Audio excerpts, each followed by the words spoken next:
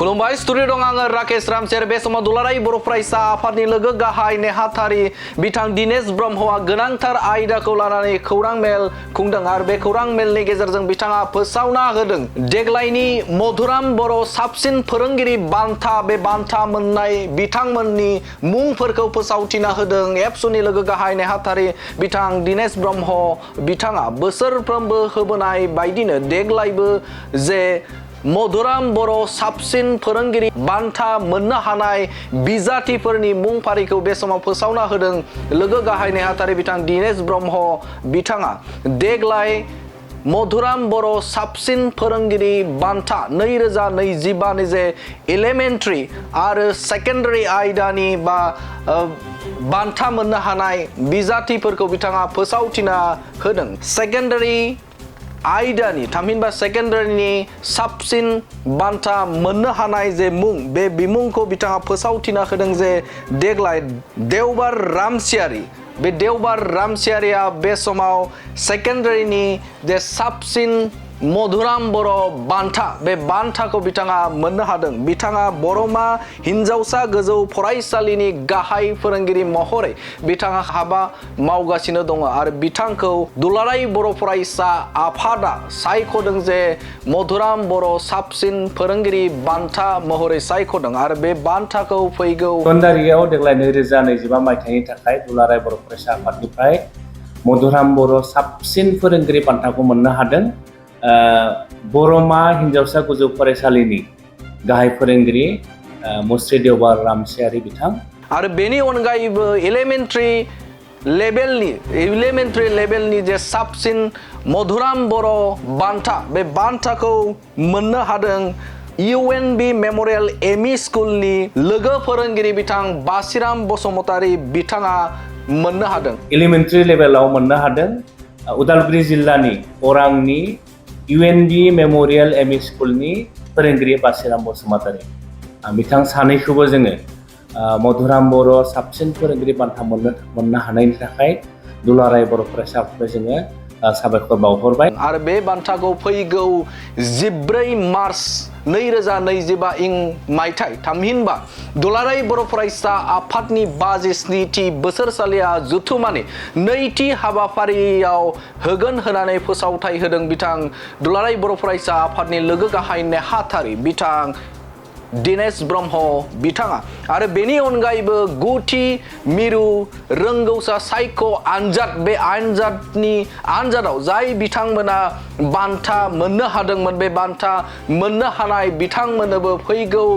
14 March 2025 मायथाइयाव बिथांमोननोबो बान्थाखौ होगोन होनानै बाथ्रा बुंथिदों बिथां लोगो गाहाय नेहाथारि दिनेश ब्रह्म बिथाङा आरो बेनि अनगायैबो बे समाव गिबि खेबनि थाखाय जाय बिथांमोना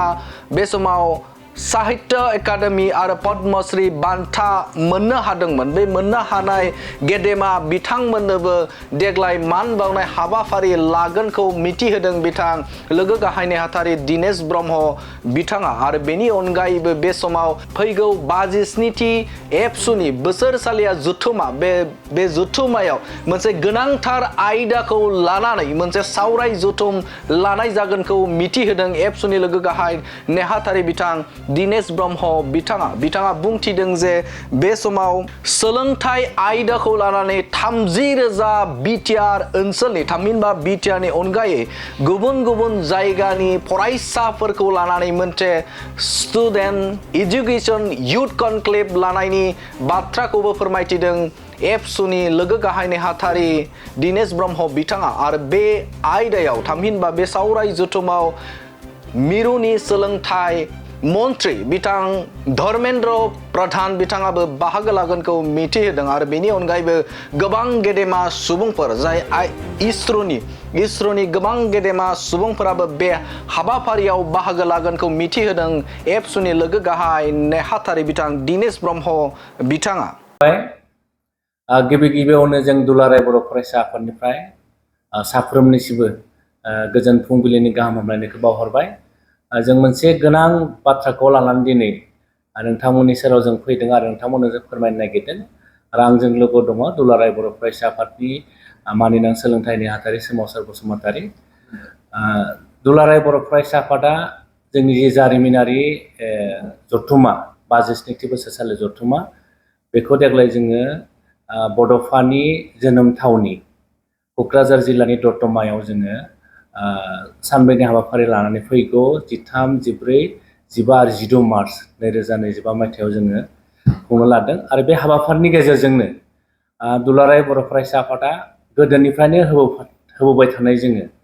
माखासे जोंनि जायफोर बान्थाफोर दङ दुलाराय बर' फरायसा आफादनि बे बान्थाखौ जों देग्लाय जथुम्मानि गेजेरजों जोङो जाय गेदेमा बिथांमोना बान्थाखौ मोननो हादों बिथांमोनखौ जों बावनो थाखाय जों थांखि लादों आरो गिबियावनो जों दुलाराय बर' फरायसा आफादा जोंनि सासे गेदेमा थुनलाइगिरि सासे मोजां प्रफेसार मधुराम बर' बिथांनि मुङाव जों दुलाराय बर' फरायसा आफादा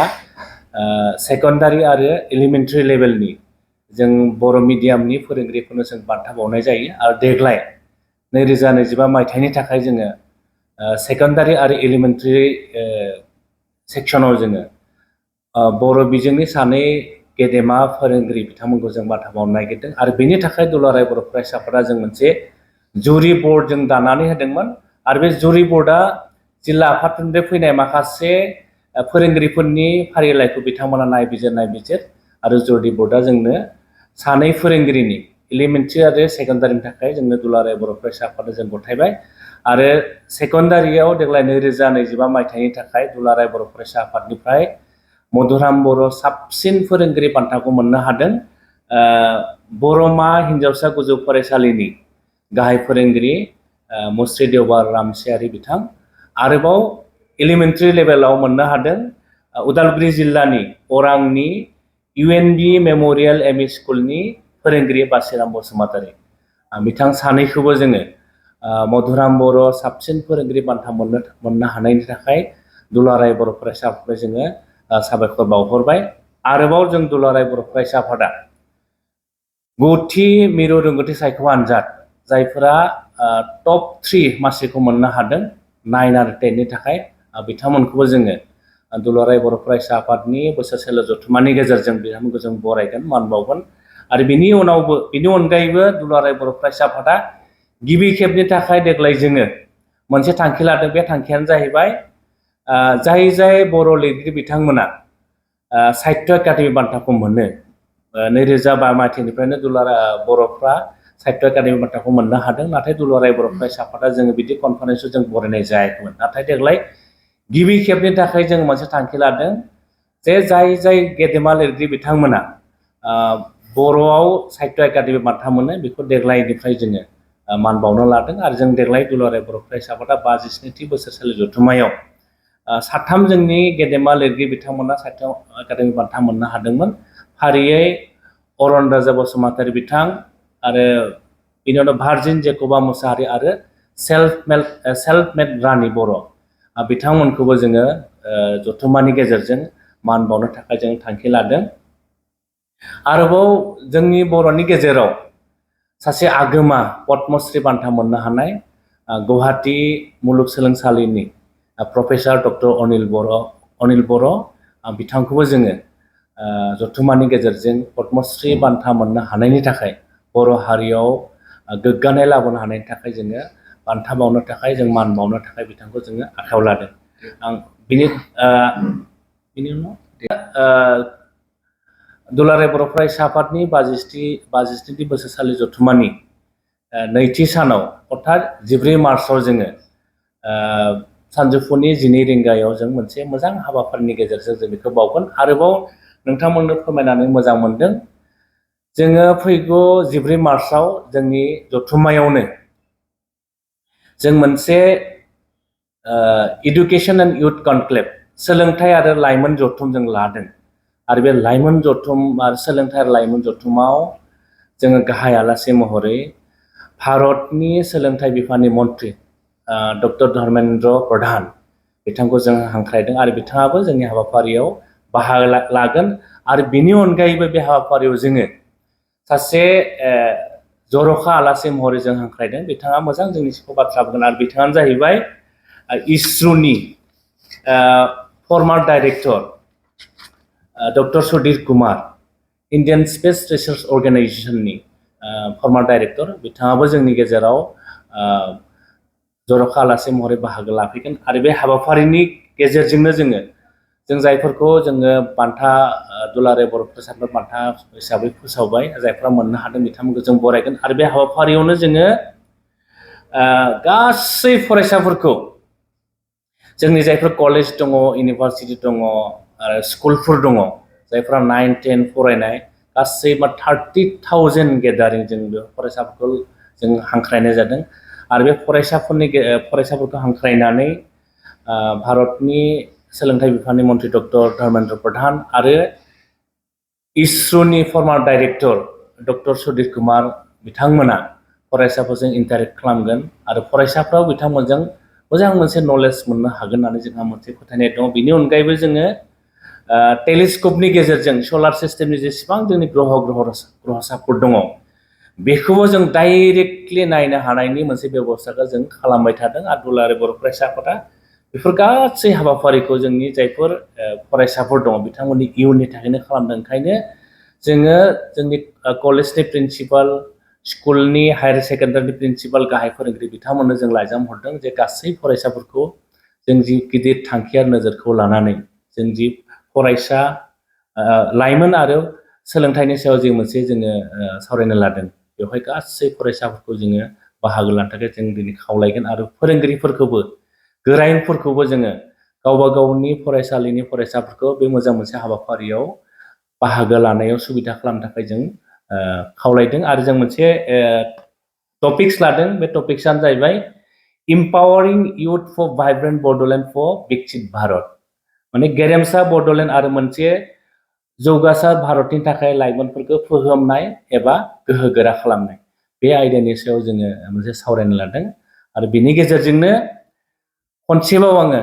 गासै फरायसा नोंथांमोनखौ बे मोनसे मोजां हाबाफारियाव बाहागो लानानै जि साफ्रोमबो फरायसानाव मोनसे इयुन थायो सिमां थायो बे सिमांखौ इयुनखौ मोगथां महराव जाफुंनायाव मोनसे मोजां लामा मोनगोन होननानै जों फोथायनाय दङ ओंखायनो बयखौबो दुलाराय बर' फरायसा आफादनि 57थि बोसोरसालि जथुम्मानि जे सानब्रैनि मेहेरगोनां हाबाफारिजों जों खुंफुंनो लादों बेफोर गासै रायजो राजा नोंथांमोनखौ लैहोर लैहोर फैनानै बाहागो लानो थाखाय खावलायहरबाय गोजोन्थों।